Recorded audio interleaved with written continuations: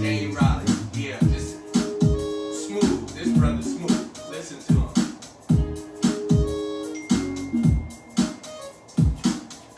Honey, baby, tell me what is on your mind.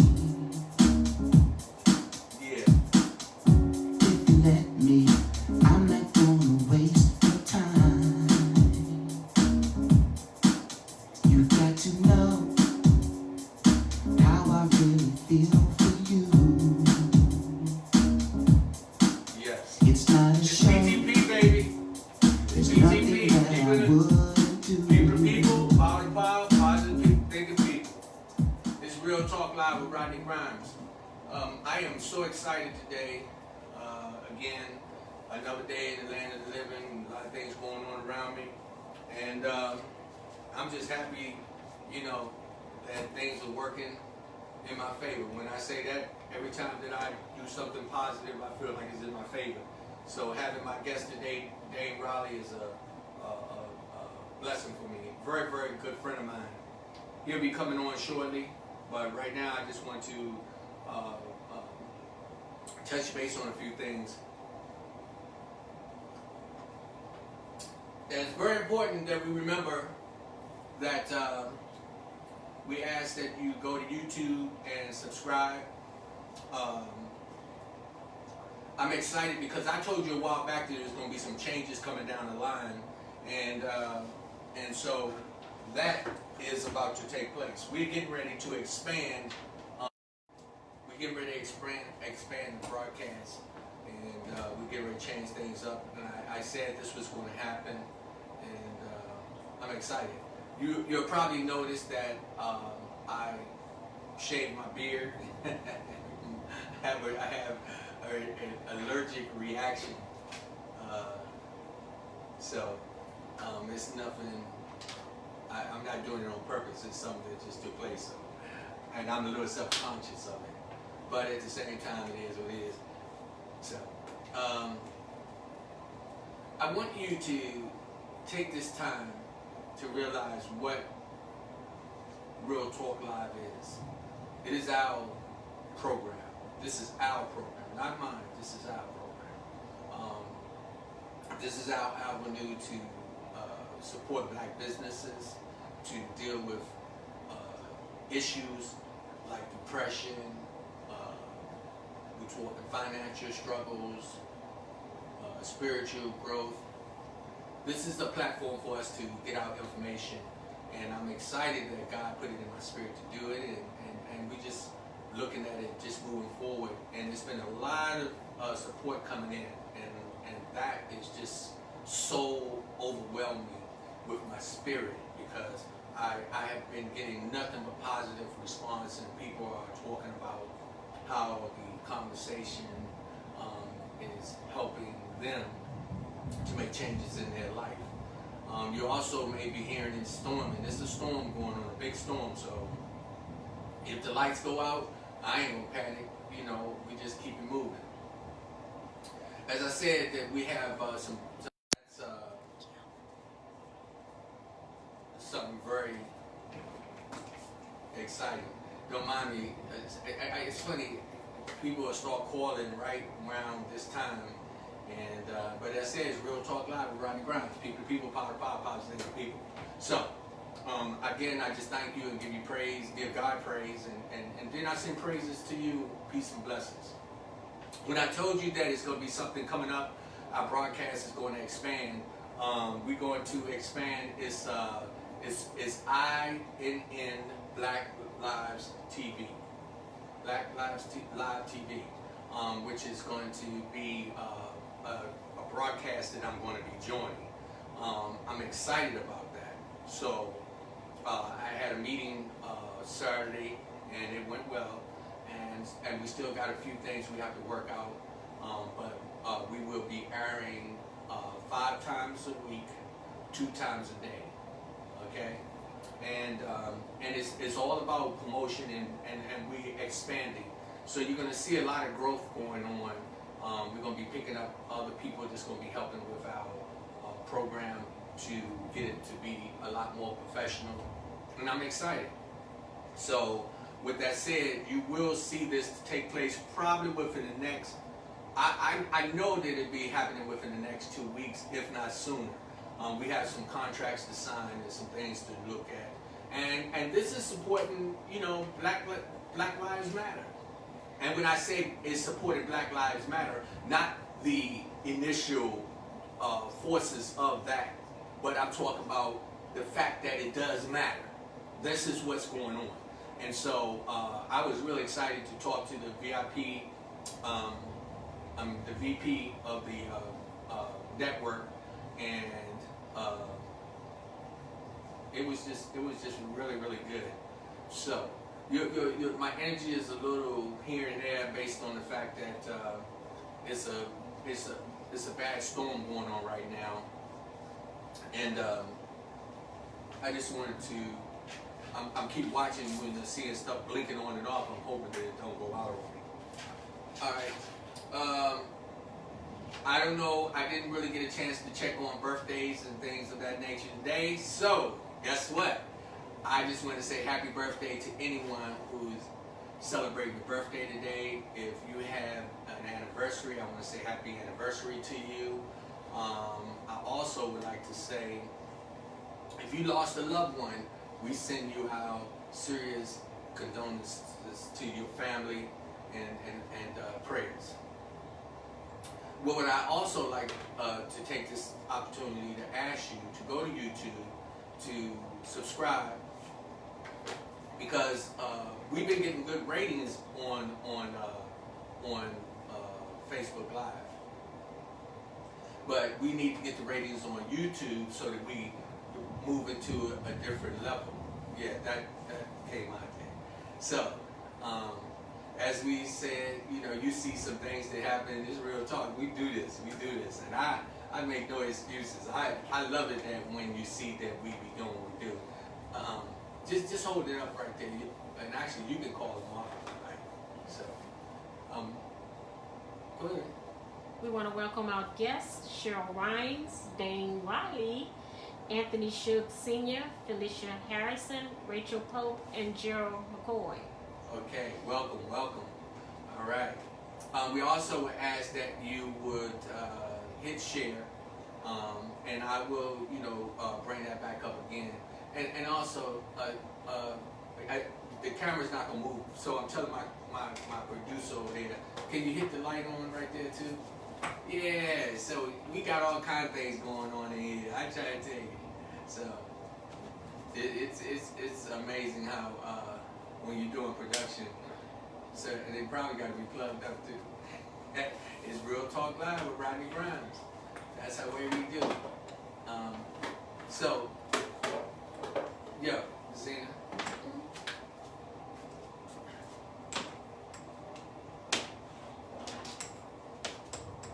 We got this. That's not even plugged up. You got to go all the way to the back. There you go. So when you start having that team with you and you start to expand, you'll see things start to move in a different direction. With this COVID-19 situation, of course, we've been doing the best we can to make sure we continue to broadcast, and it is what it is. Right, what's up, Rodney? Get me on the show to talk about my book channel. I got you, Anthony. I'll make a phone call to you to get you on the show. So I think we're booked all the way till next Wednesday, but I'll double check, and I promise I will get you on the show. And while you're on, please post your information like always. Anytime that you tune in, my brother, post your information on how to get your book. Take this time to think about what changes you are making in your life. What are you doing to make things better? Are you dependent on the government to make, changes for you? Are you waiting for the mayor and the city council people to make changes, or are you making the changes? Remember, we talked about voting.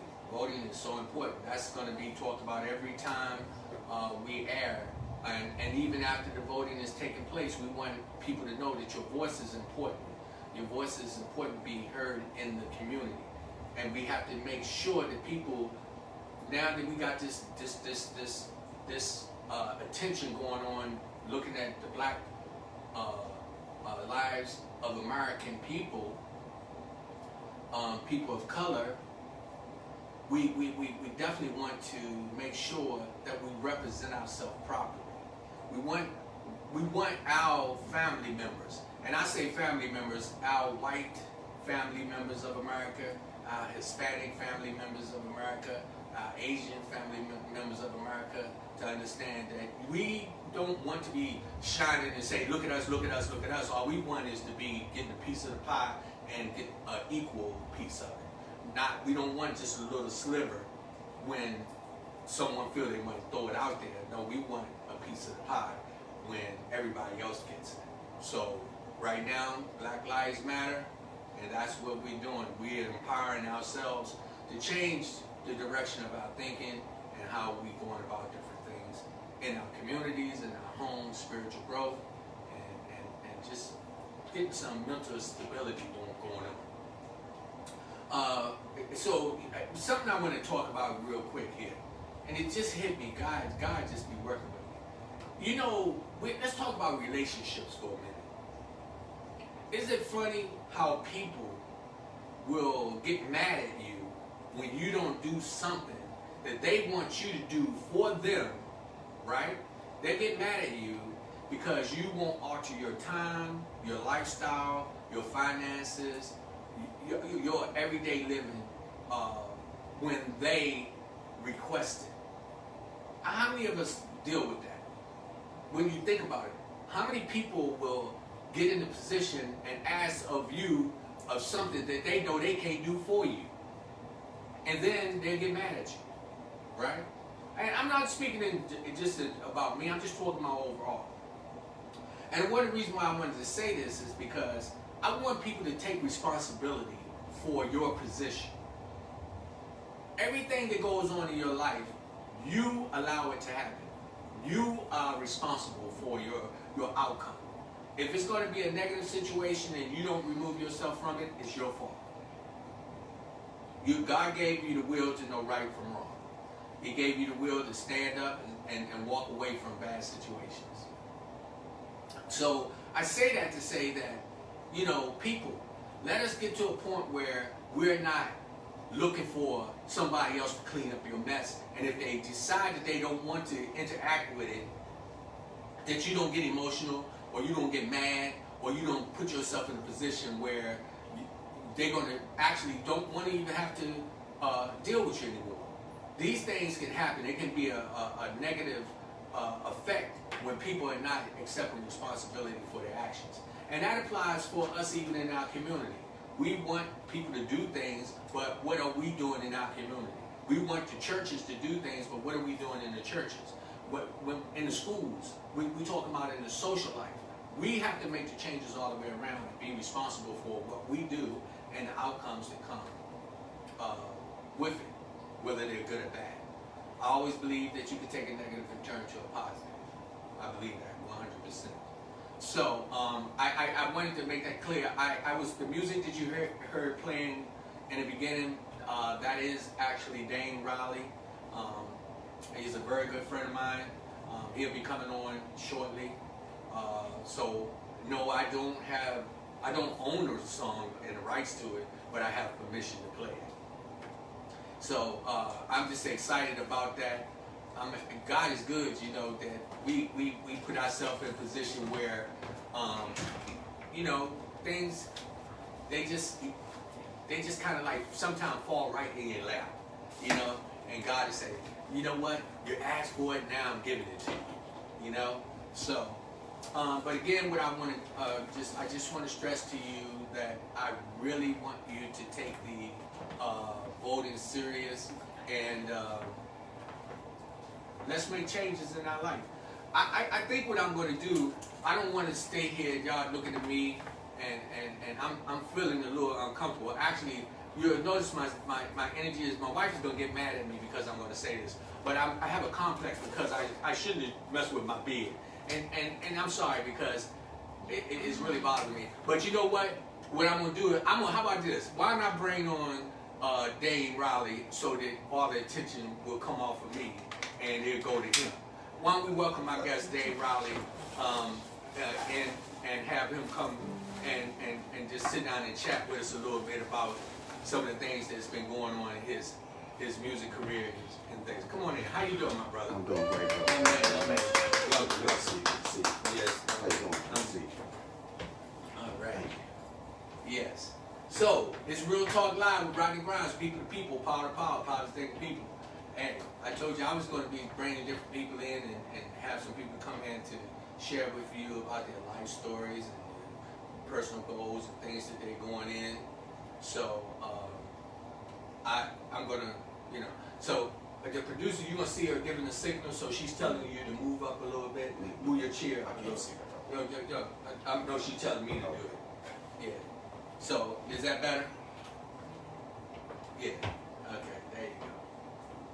That better? Yeah. So, as I said, it's Real Talk Live with Rodney Grimes. Y'all see our oops and stumbles. Sometimes the camera don't want to work. Sometimes it want to work. I be laughing because you know something. I always just tell the devil to be gone. I don't even let it get in my spirit and let it break me down. I just keep it moving. Man, I'm so happy to see you, bro. How you been doing? I'm doing great, bro. I'm doing great. Yeah, man, I heard a rumor. I gotta get this straight. You didn't retire from the music business. Yes. You did. Yes. So, if I'm not prying, what made you decide to retire after all these years? Well, this was actually supposed to been my 2020 was actually supposed to be my farewell tour, where I was going to do all performances this year, and this was going to be my last year performing. I decided to retire from music because I felt that I was pretty much accomplished and I was pretty much satisfied at what I've done over the 20 years I've been in music all my life, but over the 20 years I've been consistently into music. I just felt that it was time to, to kind of just, I'm always a person who always look for other things to do. Music has been a great part of my life, is a part of my life, it's who I am, it's what I do.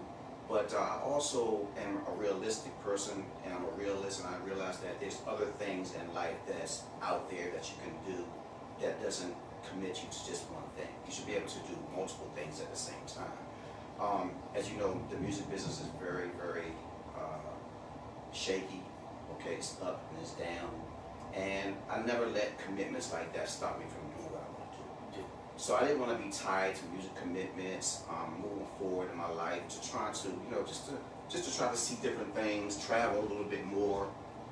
As you get up in age, you start having a little different thoughts about life and moving forward. And I just wanted to, just kind of take my life from here on out and just accomplish and do things that I didn't get a chance to do in life by being committed to other things my whole life. Committed to people, relationships, job, and I just wanted to just branch out and do some other things and not have music commitments be in the way of that. Well, let me just let the audience know that you are a very good friend of mine, and so I know some of your personal endeavors. Friends. A lot of people don't know we've been friends for a while. So I know that you have put in a lot of time in the music business.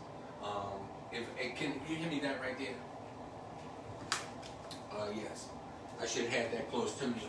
This is one of Dane's covers. I'm putting it on so you can see it. And I'm telling you, what you would like to do is to definitely go. How would they go about listening to your music right now? Well, I'm on all the major outlets, digital outlets.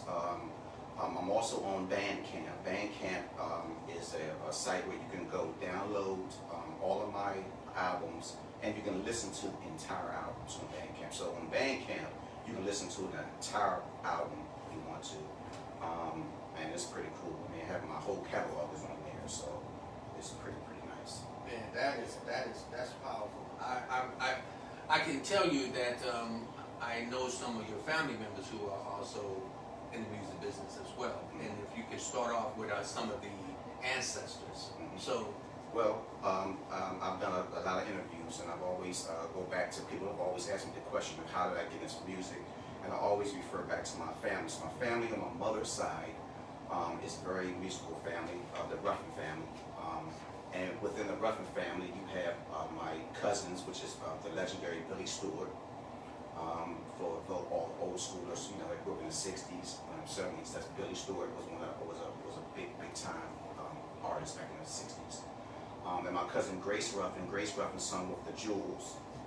The Jewels was a really popular group back in the '60s as well. And they actually toured with James Brown for a couple of years as well. And my uncle Calvin Hound Dog Ruffin, he was with Bo Diddley, and he actually helped discover Billy Stewart as well. And Calvin Ruffin Jr., his son, is actually is my cousin as well. He's one of my cousins who really inspired me to really being a musician, actually.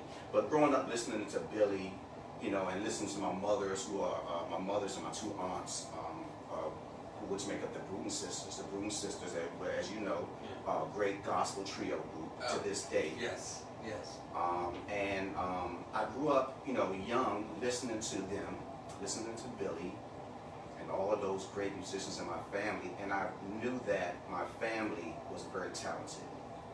I knew that, just observing them, listening to them, learning from them, I knew that. I never was the type of person that had a dream of doing music. I just realized that this was who. It's a part of who you are. It's who I. It's part of who I am. Yeah. I mean, that's one of the things that, because I would like also people to know that even in your band, it's your brothers and my cousin and your cousin. Yeah. This family is very, very blessed with skills. Y'all even had some dancers, some praise dancers. I remember that at an event. We have my family. The Ruffin family is very, very talented. Everybody in my family, my cousins, my first cousins, my second cousins, my brothers and sisters, everybody can do something, whether it's music, arts, cooking, sewing, everybody in my family. My children are great. My children my skills are better than mine. You know, my children can cook, they can draw. Very, very talented family, and we are very blessed as well to have all the talent we have in our family. Yeah, God is amazing. How a lot of people would even question some of the things I do. I come from a very blessed bloodline as well. My grandmother, the late Louise Shepherd, was a pianist, and we had it was the Shepherd Sisters. They was a gospel group, which is my mother and her sister. I heard of that. Yeah, yeah. And so they were amazing, and it was just something that all the productions that my grandmother was involved in, different things for the community, it just got in my blood. I want to take the time to talk about your mother and her sisters a little bit. I know this is an interview on you, but you know I got to talk about them Bruton sisters, because them girls are, I say girls, with much respect, those beautiful ladies. You know, so tell me a little bit about how, you know, life has been with them in their music career. Well, the Bruton sisters started singing probably over 60 years ago. My mother and her two sisters were taught by my grandmother. My grandmother was Cora Bruton. My grandmother had them singing probably, I guess, since they were like 3, 4, and 5. They were the Bruton sisters since they were 3, 4, 5, or 6, all the way up. They used to sing in church every Sunday. Back then, they went to church every day, back in those days. But they were the Bruton sisters way back then. And my mother had shown me years ago a picture of them. My mother was probably only about, I guess, 5. And they were singing with my grandmother at a church. And, you know, this was a long time ago. And they are still singing to this day. Actually, I was over at one of your aunt's house, and your cousin Gerald had took us over there to surprise to see her, and I saw some of the pictures on the wall. Mm-hmm. So I know they were singing. I mean, when they were little girls. Yes, the Bruton sisters have been around for a long time, and still around. Yeah. You know, not as much. You know, doing as much now. Everybody's gotten a little older, but Broom Sisters, to me, have not gotten the respect that they deserve in this area, because the Broom Sisters they are tough. Yeah.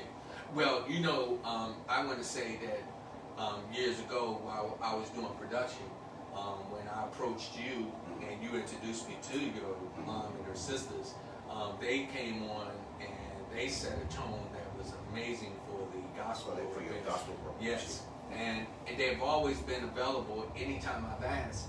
And I just want to say thank you, because your family has been a great support to me, so that's just really, it's okay. Hey, when I tell you, this is Real Talk Live with Rodney Grimes, PTP, people, power to power, positive people. It might be a pigeon fly through the window or something. I know, one time we was having problems with the birds coming into the chimney. Every time we started to go live, the birds wanted to come in. It's real stuff, right? It's real. That's what life is real. So, Yeah. you just have to deal with things that happen in life. I've always been the type of person that I don't let life issues bring me down, ever. Yeah. That's just not who I am. Yeah. And that, I can say that about you since I've met you. I've seen your energy go a different direction, but I've never seen you upset.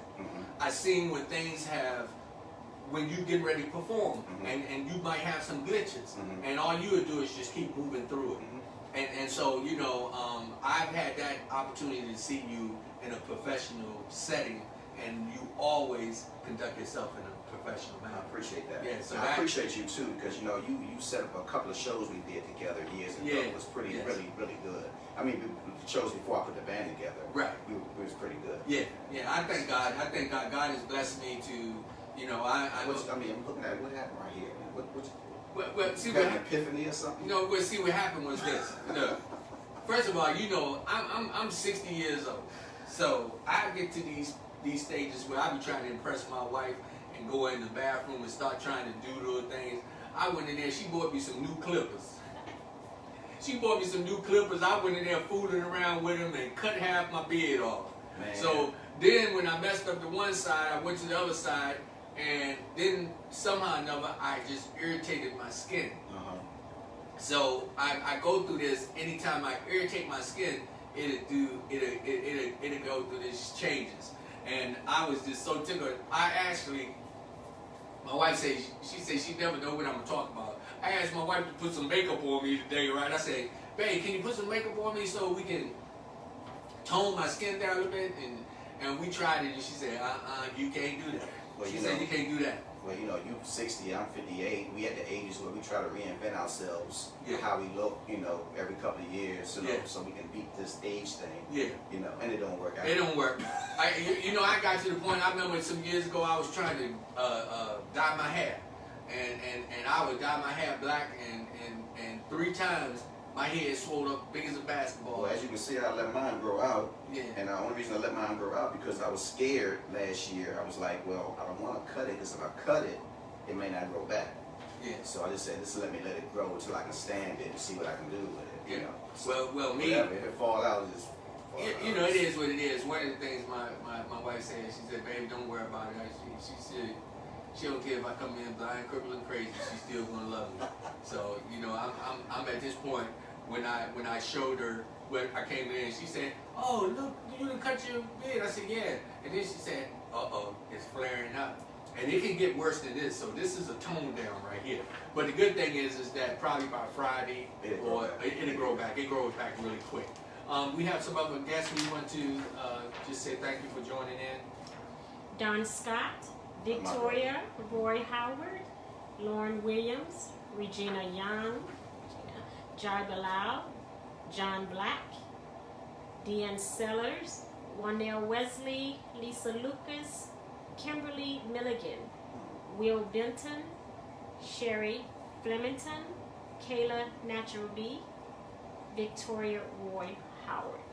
I welcome you all. This is Real Talk Live with Rodney Grimes, PTP, People to People, Power to Power, Positive Thinking People. And Vanessa Pendergrass. I welcome you. My special guest today is the magnificent Dane Rodney. Dane is a musician. He's a writer. He's a producer. I don't know what else he can do, but I'm sure there's more to him that I've seen And I've had the opportunity to see where you have really, really taken your skills and used them to help to benefit people. I see it says, Pope, what's up, pal? Just peeping, don't have, oh, okay. I'm sorry. So there I go, stepping out of line. The producer over there telling me, I don't read that part. Okay. Well, hey, Mr. Black, if you still on there, you might have stepped out. If you still in, I want to just say hi, hello to you, my brother. Peace and blessings to you down in Mississippi. I hope all is well. That's the gentleman that we had on the show. And sometimes they use this platform to communicate with one another. So, but God be with them, and I send them peace and blessings. So, I really like this opportunity to be able to talk to you. And, so now that you're retired, so you gonna have with you kind of like, are you gonna pick up another hobby, or you just really just gonna let Dane live life? Just live life. I've done a lot of stuff in my life. I've done a lot of, I actually, before I started music, I was actually into music when I was a teenager.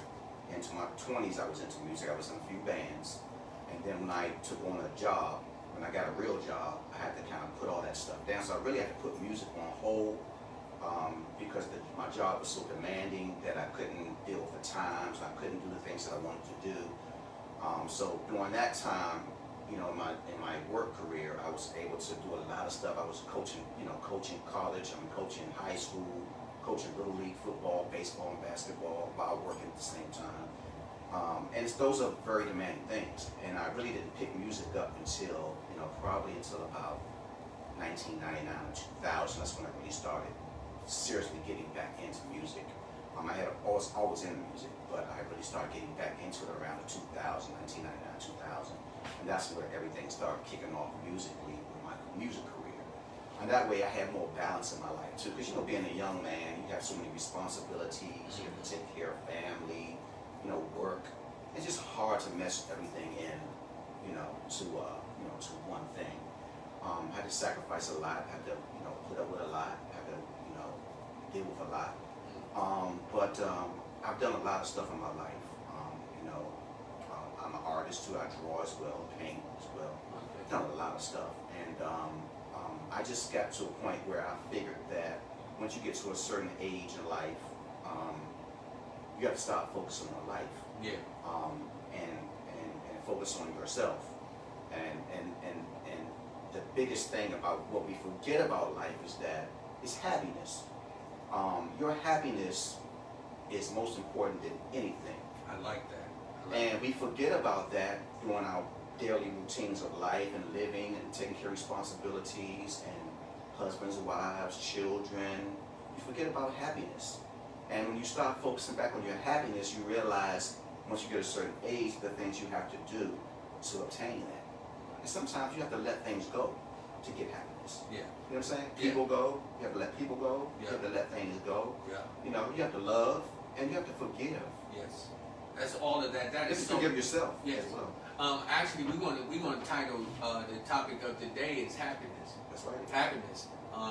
That's going to be the topic today to identify this special program. Again, it's Real Talk Live with Rodney Rhymes, people to people, power to power, power to people. And my guest is the magnificent Dane Riley. And I am so honored to have you. So, and I hope, so I don't prep my questions or anything, but I always try to stay respectful. Mm-hmm. But I want to take you into a different lane for a minute. Mm-hmm. You used to be a police officer, right? Yes, I did. And a lot of people don't know that. Right. You didn't even know. Oh, I knew it. I didn't know it when I first met you. No, you didn't know what you first met. When I first met you, I didn't know it. But I designed it that way. Yeah. Yeah. Well, you've always been real proud about that. Mm-hmm. Do you mind me asking how was it being a black police? What's some of the things that you had to deal with? Well, let me say this. I came on the police department. I was a DC police officer. I came on the police department in 1986. At that time, it was pretty rough. It was really racist. Not all racist, but there were a lot of issues with the young black officers having to deal with a lot of issues and problems. It's okay. But you know, I just I always the thing about it is I always continue to be me. It's because number one, a lot of people don't understand that that's not the job that I chose to do. That job kind of chose me. A lot of times, you know, people get upset about police officers and this and that, but you gotta understand that, you know, you have certain type of police officers. You have police officers that come on a job, that grow up, that want to be police officers. That's what they want to do.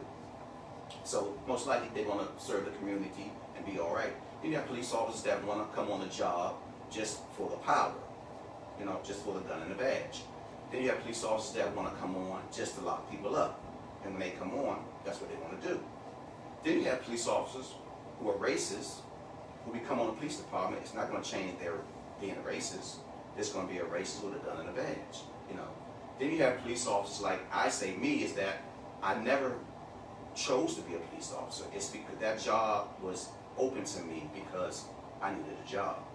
And it was available to me to, you know, to go and take the test.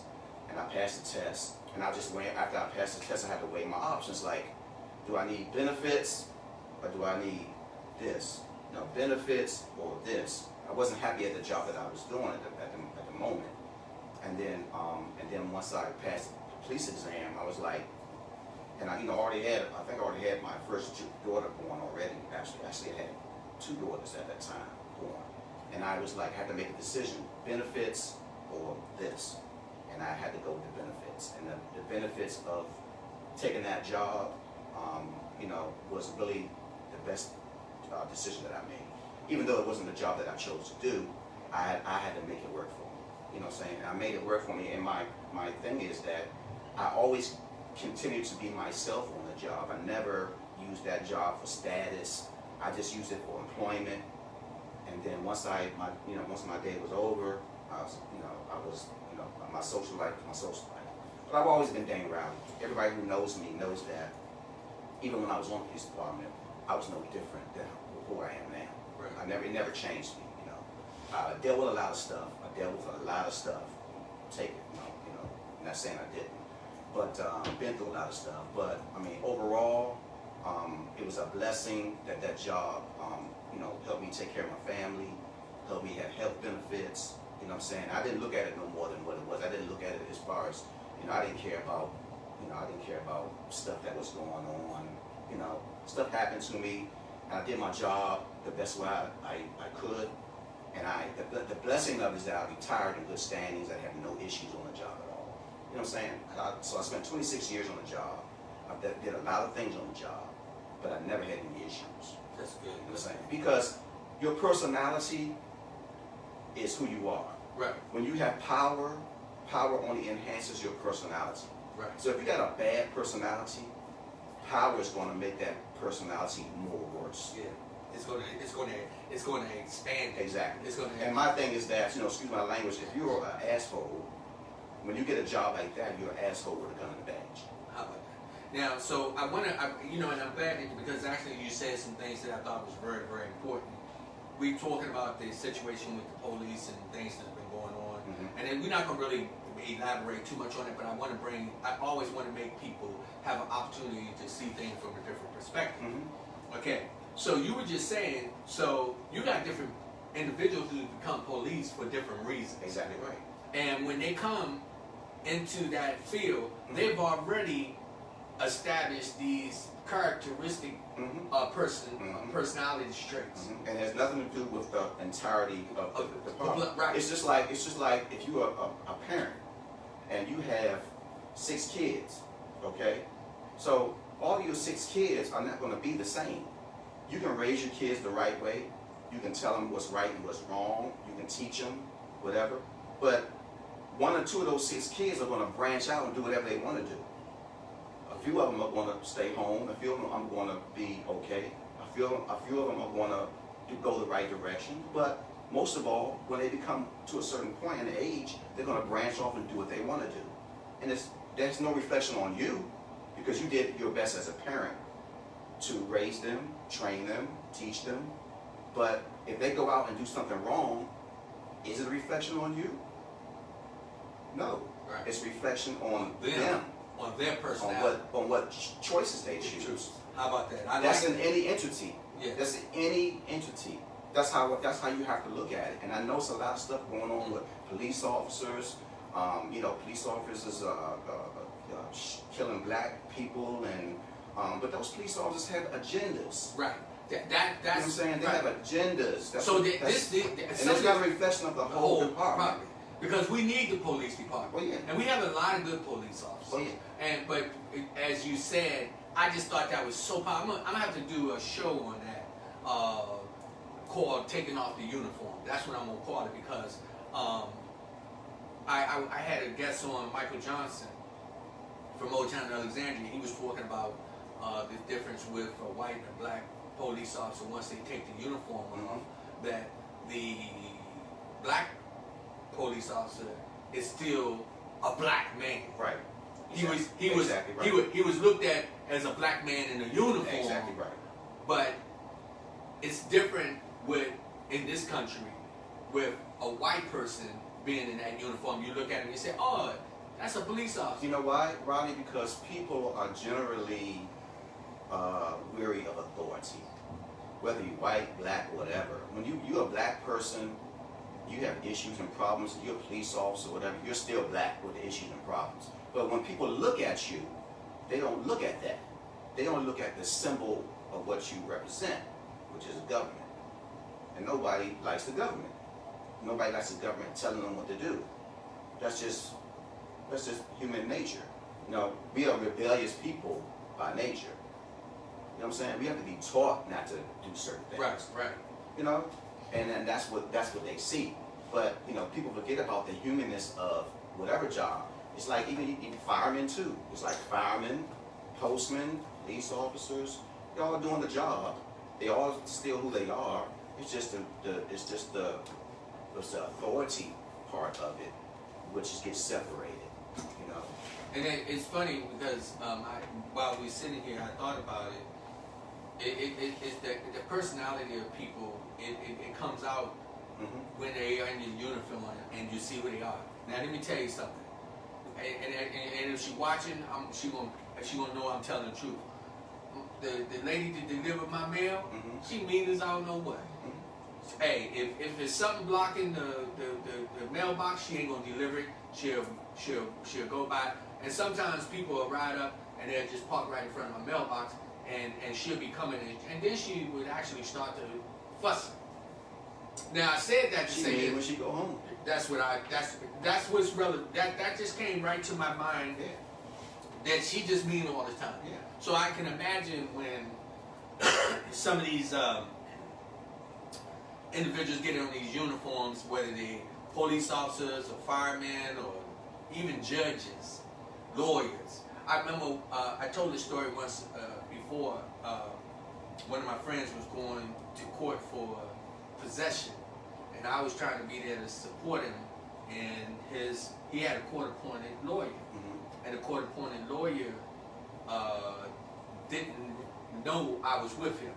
He didn't realize. He thought I was just another person in the courtroom. So when my partner, he went to use the bathroom, the lawyer got up and went and talked to the prosecutor, and he was like, said, "Okay, we're going to make this easy." And when he said that, I was looking, I was like, whoa. So, long story short, we went back, we had to break for lunch, and while we were sitting in, it was Roy Rogers on King Street at the time. We were sitting in Roy Rogers, and I told my partner, I said, "Yo, man," I said, "you going to jail." And he looked at me really funny, like, "What are you talking about?" I said, and then his lawyer was sitting right there. I said, "Because my man right here is setting you up." And he was like, "Rodney, man, you need to chill." I said, "No, I'm telling you what I know." Now, the purpose for me telling you that is that dude that was a lawyer and had a shirt and tie on and a jacket, he was a low life individual to me, because he had this guy believing that he cared about him. So what he was under that shirt and tie was not what he was portraying to be as a person holding a position that's supposed to help you. You see what I'm saying? So we got to realize we all are like that.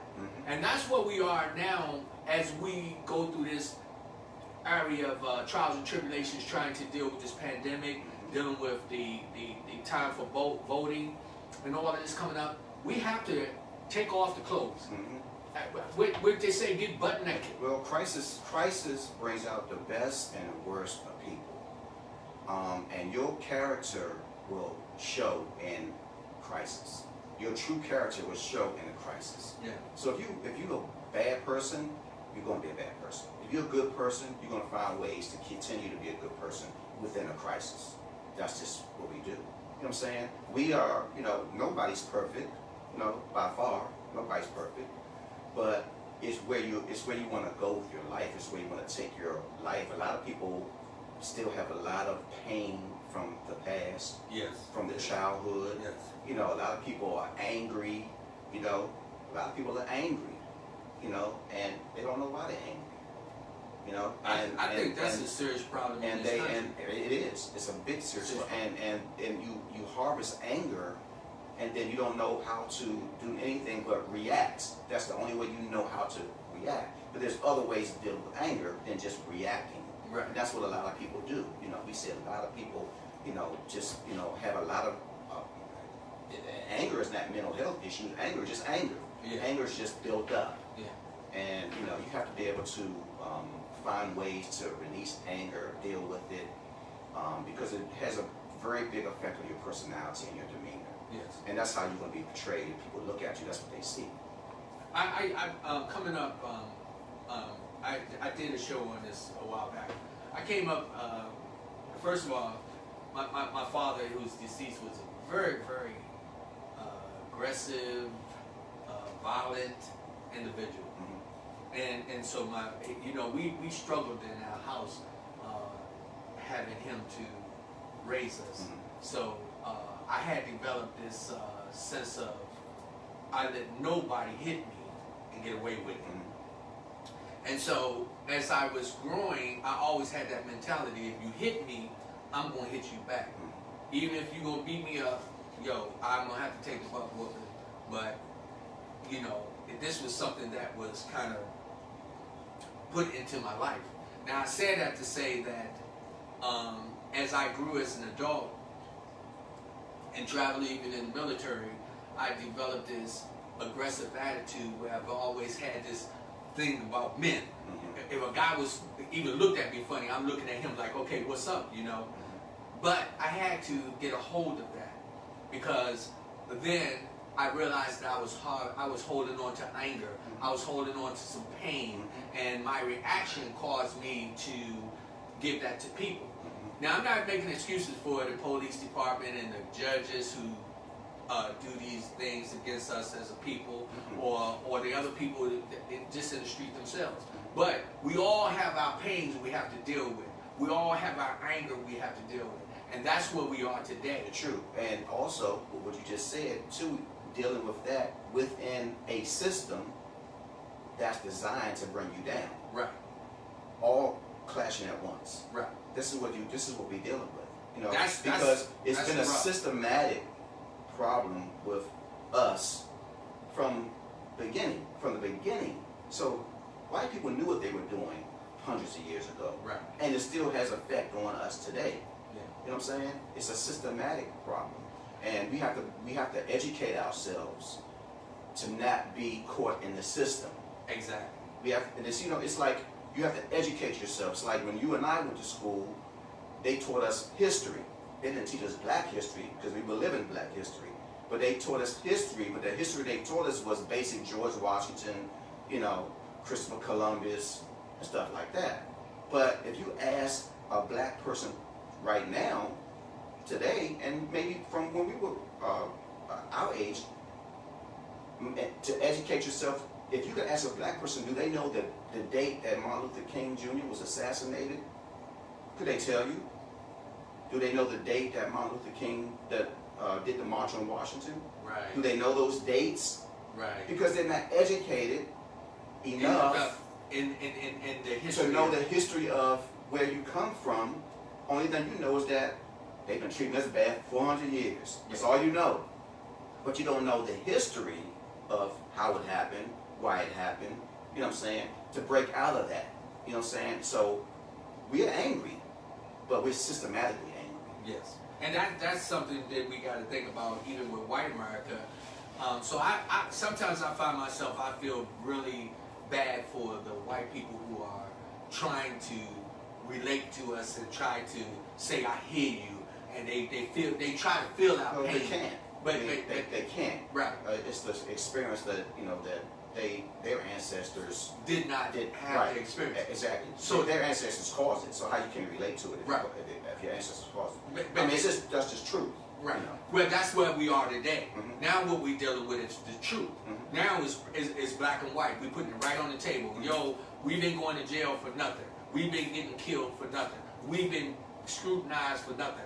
We've been held down for nothing. It's just been ongoing. And Because just imagine that the millennials, the kids are not learning any history now from the past. So they're just angry because of what they're hearing, Right. social media or whatever's been on TV or whatever. But they don't know any black history at all. come on, man. So they're just reacting angrily from what they don't know. Yeah. You know what I'm saying? All they know is that people are doing this to us and people are doing that to us, but they don't know where it comes from. Yeah. You know what I'm saying? If you're educated and if you educate yourself and you educate your family, your kids to react or not react, then I think we can all, and I'm not saying just blacks, whites too. Right. We all can just be as one. One. You know what I'm saying? Yes. All of us are not on this world and this earth for nothing. Right. You know what I'm saying? As Right. different races and colors or Right. whatever. But Yes. we're battling ourselves, battling the entities and battling everybody else. But we have to go back to what everything was created around, which was love. You know what I'm saying? For your fellow man. Hey, that's God's that's God's purpose. That's what we have to do. That's one of the things that I believe. That's under all circumstances. Right. Yeah. I just believe that when God created the earth, He created it with a passion, Mm-hmm. and He created it for us to enjoy it, Mhm. not to destroy it. Mm-hmm. And many people have put themselves in a position of thinking that they have certain levels that they're supposed to be at. But believe it or not, we all reap what we sow. Mm-hmm. And we may not live to see it, but time will tell as it goes on. And I remember one time I found myself, I was praying, and I'm not afraid to ask God nothing. I'm not. I'm not afraid to keep him first. Right. Like, See, if you believe it. right. See. One of the things I always let people know, I'm not scared of God. I'm not scared of Him. Mm-hmm. I respect Him. Mm-hmm. I love God. I love the agape love that He gives to me. And when I say that, so when I ask questions, I say, one time I was praying real heavy. I was all in my emotion. I was like, God, what is going on with these black people? Why are we going through all this? Why do they treat us like this? Why do we go through all this pain? I found myself, man, several times, I was just in so much pain in my heart. I was crying. I mean, my wife has seen me in those situations where I take the emotion and it builds up, and I be like, God, what did we do wrong? What did we do wrong? And then I start to think, you know something? We all reap what we sow. Mm-hmm. Somewhere down the line is somewhere where we went wrong, Mm-hmm. and we have to correct it. Mm-hmm. And we can't blame white America. We Mhm. can't blame Mhm. the Hispanic America or the Asian America or America itself. Yeah. We got to look at ourselves. You sure and, do. And then you start to realize who we are. So and the two, I go back to the Black Lives Matter thing, and people always ask the question. I'm not a really political guy. I'm more into truth. And people, I look at the news. Off and on. I'm not a big news person, but I always hear people, that ask the question of why does Black Lives matter. People never answer that the way I think it should be answered. Black lives matter because within history, Black lives have never mattered. In the time that been In the time, documented. exactly right. For hundreds of years, Black lives have never mattered. So that's why Black lives matter. Right. Because it has never mattered in hundreds of years. Right. Yeah. But it has to matter to us Yes. as well. Right. Not just to, other races or whatever. It has to matter to us as well. And that's why I go back to saying, educating yourself.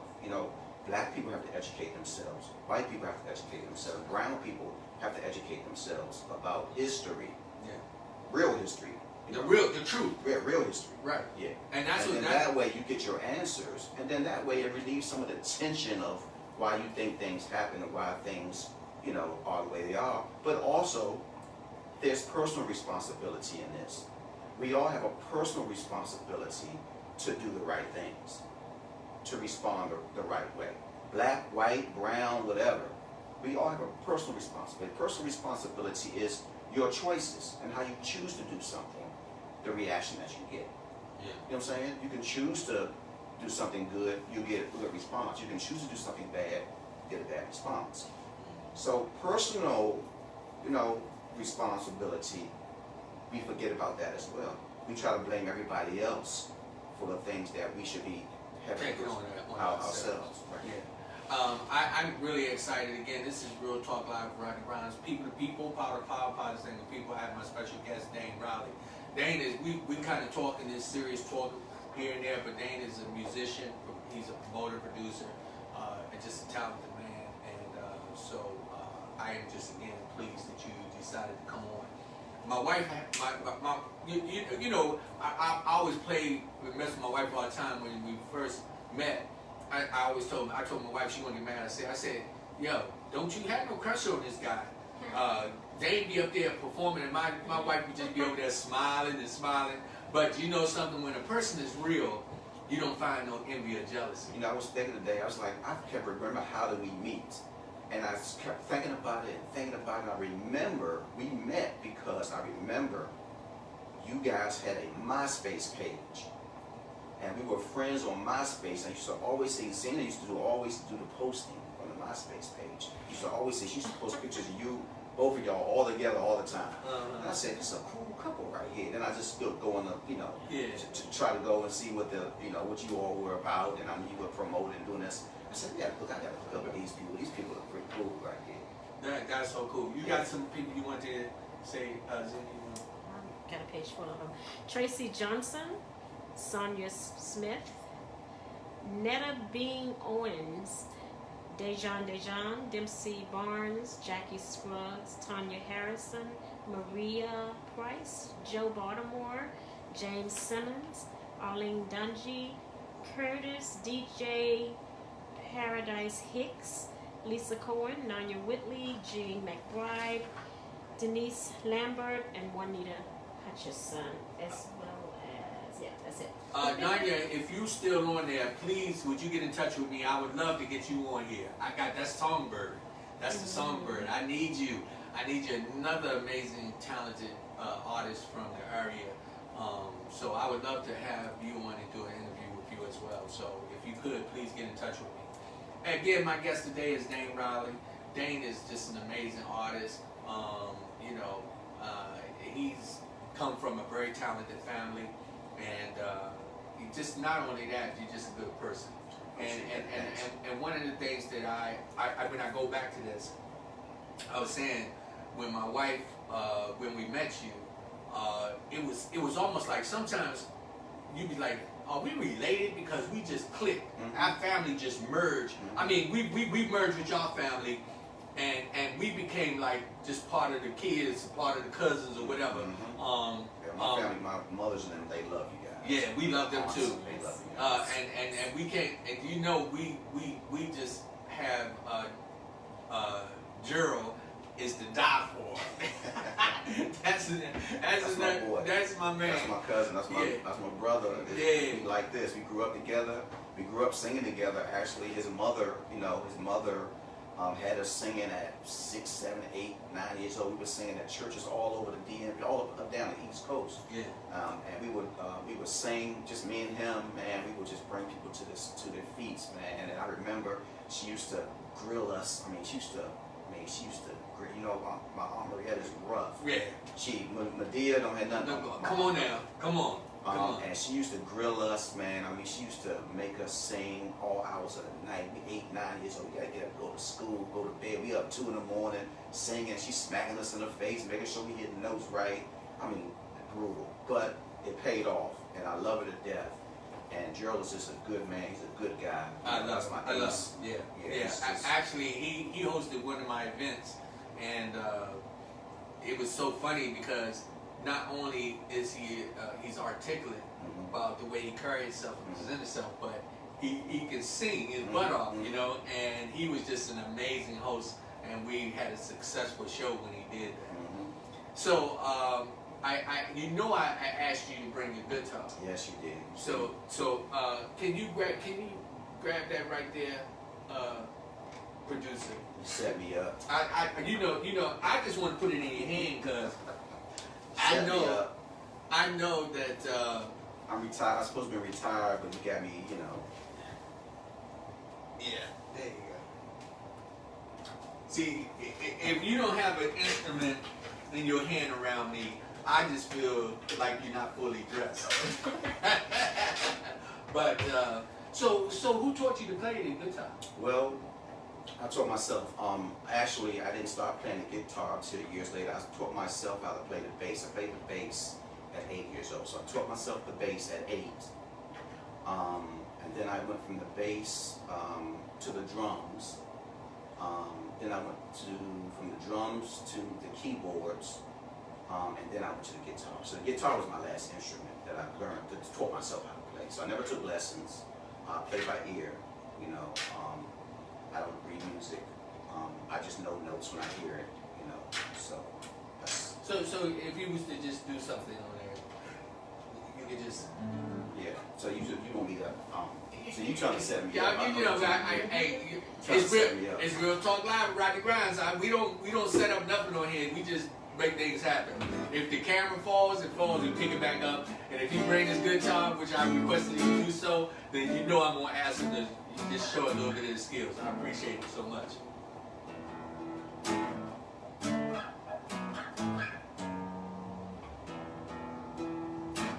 gonna do something. Okay. Let's see.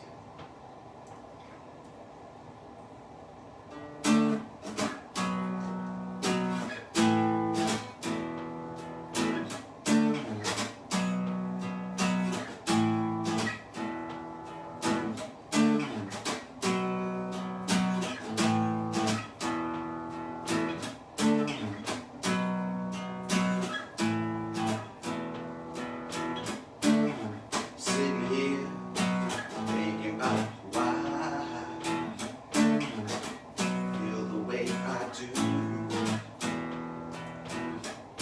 It doesn't matter how hard I try. I can't stop thinking of you.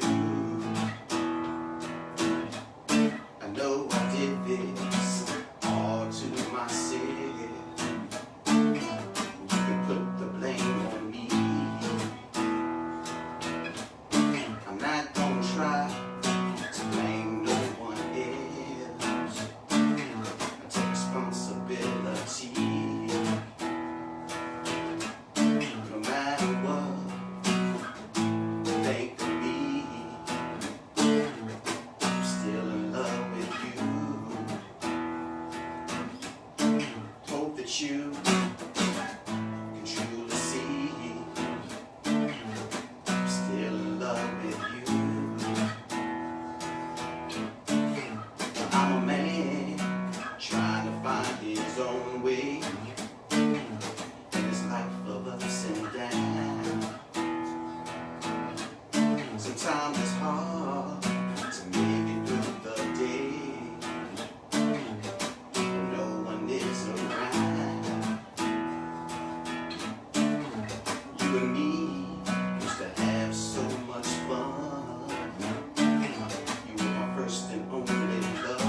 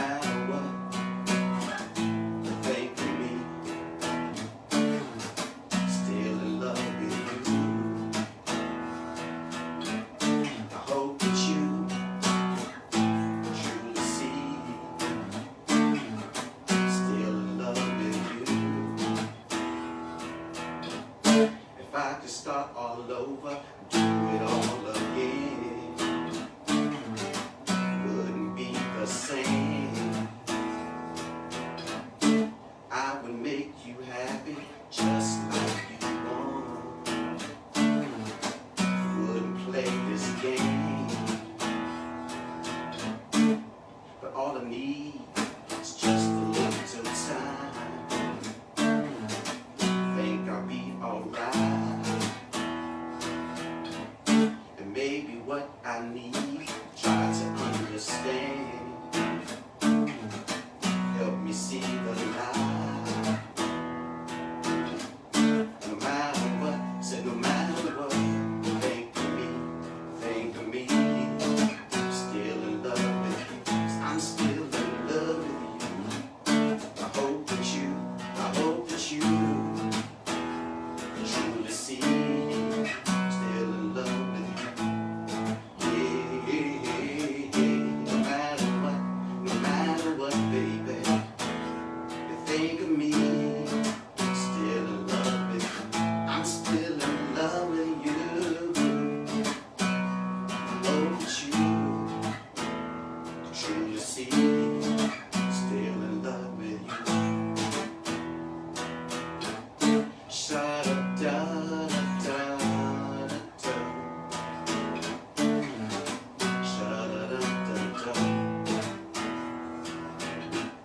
Sha-da-da-da-da. Sha-da-da-da-da.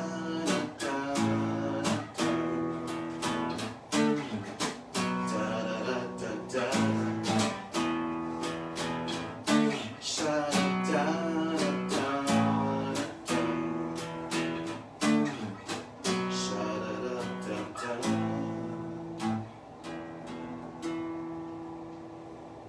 My man. Dane Riley. This is Real Talk Live with Rodney Grimes. PTP, people to people, power to power, power to same people. Just mind the key. Yep. Well, hey, I got and it got R, it got DR on it. This is believe this. I got my autograph CDs. As a matter of fact, let me grab it over here. Yeah. Yep. This was given to me some years ago, and I everything he's given me, I got it upstairs. I keep it, and so I'm gonna treasure this, and I appreciate that. I'm gonna sit that in there because I got the CD over there. I got it for Zena too as well. Oh, okay. Look, he didn't leave Zena out. No, Man, he didn't I leave try to tell you. That's it. It says, Dane Riley, it's a pleasure to see you on the show, entertaining our spirit with your gifts. My questions are mentoring. Mentoring any young people out? So I guess what you were saying is, are you mentoring any people out there? I get that question a lot. Actually, I do. I have mentored young artists in the past. Not exactly now, but I have done it. I've just trying to hip them to the music business, the industry. Let them understand that don't do money for music. When I got into music, I never got into music for money. You know what I'm saying? I did it because I could, and I made it work for me. But I just try to mentor them into putting out quality substance. Don't worry about money. Money won't get you anywhere. There's a whole lot of famous artists who have put work out and made albums and music, and they're broke today. So I have mentored people, not right now, but I have done it in the past. Yeah, I just again, I always say, Mike Wireman, he said, nice song. Appreciate it, thank you. And Appreciate it, Current Mike. Day said, great show. Welcome, Mike and Curran. I love you. Curran, also, you're another one I got to get on the show, too. Curran, you do a lot of things. I know you real heavy in real estate, and you do different events. I would love to have that opportunity to do an interview with you as well. I would like, I don't know, that is, Thank you very much. I appreciate that. it's spring water. That's great. It's spring water, and the ice is spring water too. So we don't use tap water at all. Me too. I'm saying thank you very much. We can toast friendship as well. That's right. To friendship.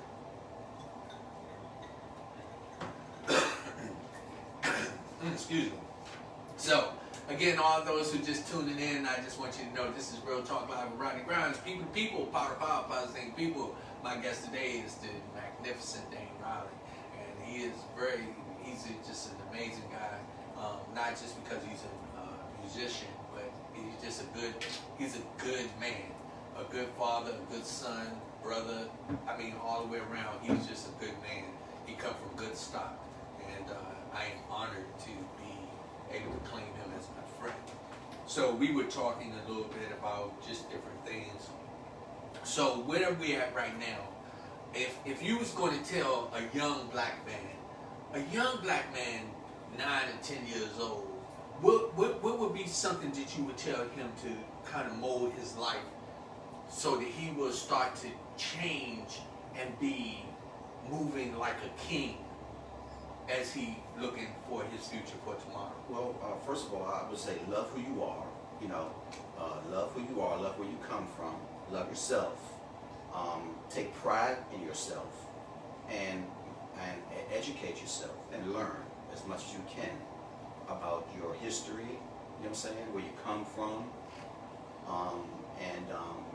Moving forward as you become older, you learn more as an adult. But you just have to love yourself. And I think loving yourself at a young age, sometimes a lot of kids don't get loved the right way at a young age, which has an effect on them as they get older, and the choices that they make.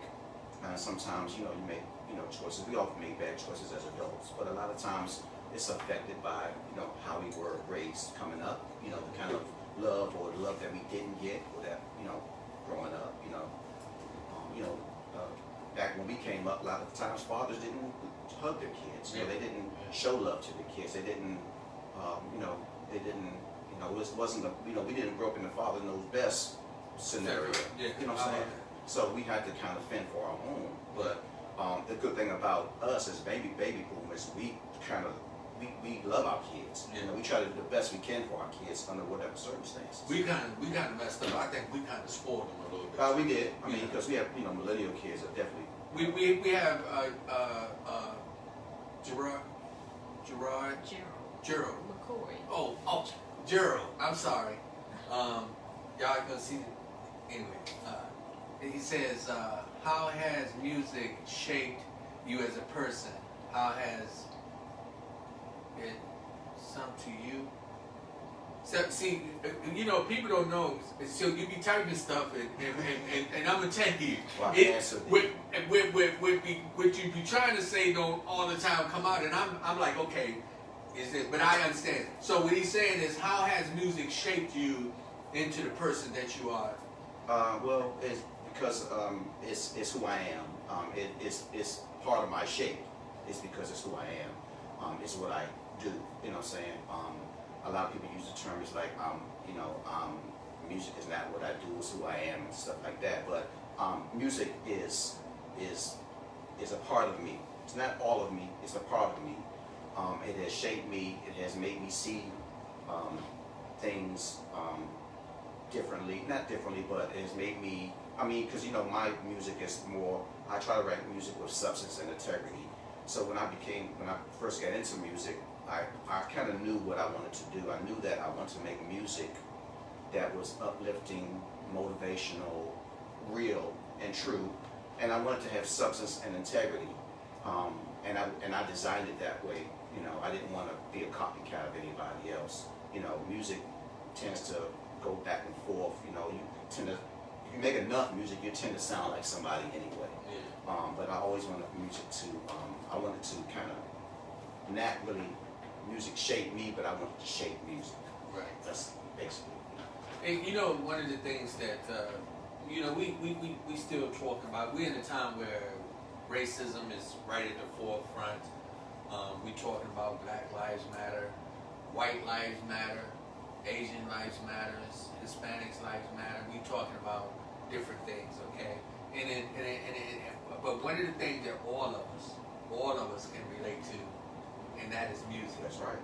When it comes to music, sometimes the music doesn't have any color. It doesn't have any real identity other than penetrating in your soul and having you where you can relate as a people. To me, everything is music to me. Every sound to me is music. Yeah. Every sound, water, walking, yes, tapping, whatever. Yeah. It's all music to me. You know what I'm saying? And that's what it is. It sounds, and music is a sound, that you can relate to, good or bad, and it's you can't live without it. I mean, believe it or not, it. that's when I find myself sometimes just get and I'll just start to humming and singing to myself and I always one of my sisters, my sister Vita always say, "Boy, you think you can sing?" I do think I can sing, but you know, and that's just because I used to be around my mom and them singing all the time, so I enjoy singing. I enjoy music, and sometimes if I wanted to soothe my soul, I just start to singing a little something to myself and get this little rhythm going, and then I just find myself in a peaceful place. Because you know, when things happen in your life, we always refer back to music. When we get angry, we go to music. When we get sad, we go to music. You know what I'm saying? When we have problems and issues, we go to music. Whether it's instrumental, whether it's words, uplifting lyrics, or whatever, heartbreak, we go to music. It's just we always revert back to music. Gerald, he said that's awesome. Actually, Appreciate that, Gerald. Yeah, this is just amazing time where people are being able to see who they are and come to the forefront of looking in the mirror. And when you think about how music has shaped itself, you know, I have all type of music upstairs. I got music from classical music, I have folk music, I have rhythm and blues, I have it all. It's all beautiful. And it's all beautiful. All beautiful. Country music, man, I tell you, some of the country songs I'll be listening to, I'll be like, man, that is like, it just pierces your soul. And I wish that we as a people can communicate on the level of the music. If we could embrace that and just have our harmony come together with the rhythm of the music of life, then it starts with love, though. It starts with love, and that's what we have to get back to. You know, love for your fellow man solves a lot of problems. You know what I'm saying? Yeah. But like I said, people are angry. You know, you have to be able to forgive. Love and forgive are the two biggest things in the universe. Loving and forgiving. If you can do those two things, you can move forward in life without any issues. You know, you have to deal with problems in life, but loving and forgiving are the two major things that we have to get back to as a society. To make this world, well, you know what I'm saying? To get back to, you know, and we don't have that. We do, it's not everybody, but, you know, we get so caught up into reality and the routines of life, we forget about that. And, you know what I'm saying? And no amount of money is going to make you love any better or forgive any better. Right. You know, it's got to be in you. You gotta, yeah. And the thing about it is that it is in you. Yeah. You have to find a way to generate it out. Right, to get it out. Exactly. So you can be able to let people see that part of it. I used to always laugh when I thought about the celebrities, and not just to name a few, like Michael Jackson, Britney Spears, some of these ones who really had a lot of publicity and stuff, they just didn't seem like they was totally happy. Well, money does make you happy. That's what that was my point. Yeah. They had the money, but it was just something missing in there. And so what I always took from that was I had to show the love within myself. I had to love me. And I say that to anybody out there who's struggling with depression, who is struggling with suicidal thoughts, you're dealing with drug addiction, any type of abuse or whatever the case may be. Start to love yourself. You got to love yourself. Start with inside of you first. And you have to forgive yourself. And forgive yourself. You have to forgive yourself. And you have to get to a point where what you're going to do is you're going to say, I'm going to love me, and then I'm going to demand that you love me too if you're going to be in my world. And I know it's hard. It's hard for people to forgive. You know what I'm saying? But the question is, people always ask, well, how many times should I forgive? Or, you forgive as many times as God has forgiven you. Come on now. That's what you forgive. It's hard to do. Yeah. But you have to be a soldier in this army, to go to the next level. And it's about getting to the next level, which is happiness. You'll never be able to get happiness without forgiveness. That's so powerful, man. That's so powerful. So, you want to welcome some people in? Yes, we have Cheryl Jennings, Dawn Graham, Michael Wyman, of course, Knox Godey, James Hayes, Karen Dady, Cherie Fitzgerald, Curtis Carmichael, Arnett Jones, Cheryl Lomax, Freddie Ward, Lisa Davis, Kathleen Price. I welcome all of you. It's Real Talk Live with Rodney Grimes, people to people, power to power, positive people. Although all of you just joined in, this is my special guest, Dane Riley.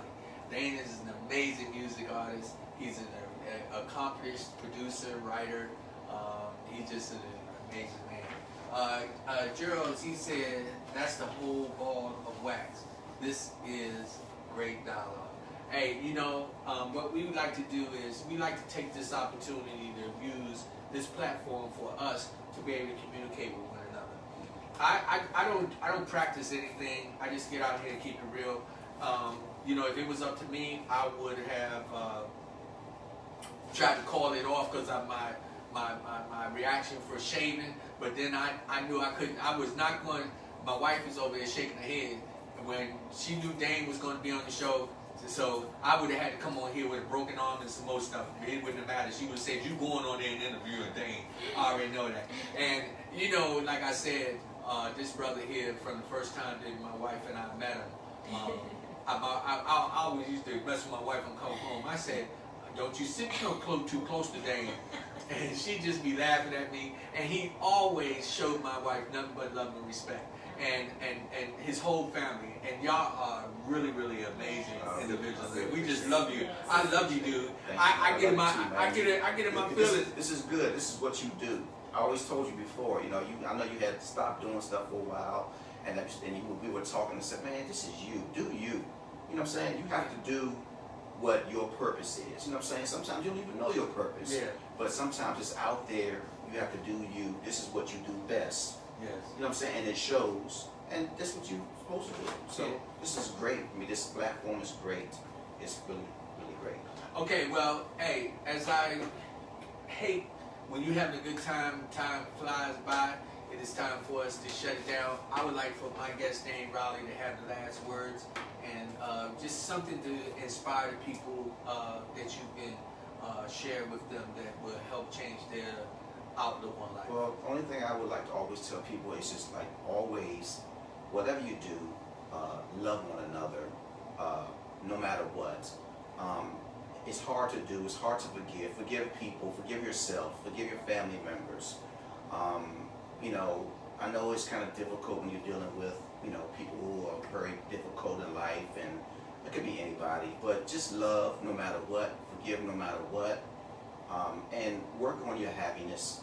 That's all I can say. Work on the happiness, because the bottom line in life is that you have to obtain some kind of happiness in life, to smile, and that's what it's all about. No matter what crisis we're going through, there's always a light at the end of the tunnel.